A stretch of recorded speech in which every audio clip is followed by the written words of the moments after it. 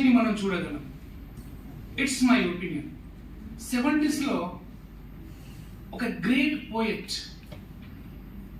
he wrote a few words about women discriminations.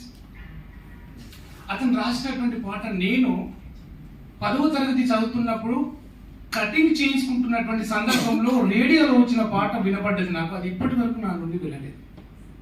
ఎందుకంటే ప్రతి వ్యక్తికి అమ్మే మూలం కదా. అతను ఒక చిలకను తీసుకుని రాయడం జరిగింది. ఆ లిరిక్ నేను పాటగానే కాదు, కాకపోతే మీ ముందు ఉంచుతున్నాను.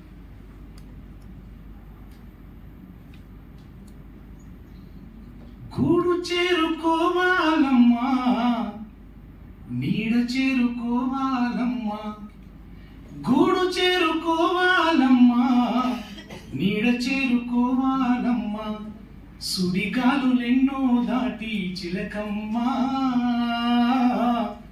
గమ్యానికి చేరాలమ్మా చిలకమ్మా, సుడిగాలులెన్నో దాటి చిలకమ్మా,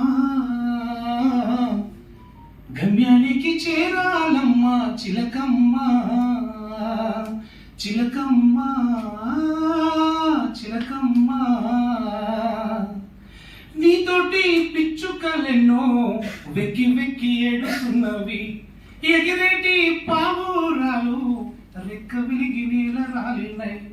మీతోటి పిచ్చుకలెన్నో వెక్కి వెక్కి ఏడుస్తున్నవి, ఎగిరేటి పావురాలు రెక్క విరిగి నేల రాలినాయి. అందమైన నీలాంటోళ్ళే చిలకమ్మా,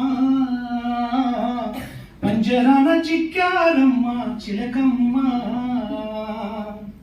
అందమైన నీలాంటోళ్ళే చిలకమ్మా, పంజరాన చిక్కారమ్మా చిలకమ్మా, చిలకమ్మా చిలకమ్మా. ఎడిస్తా అసలు ఎంత నాకు ఏమనిపించిందంటే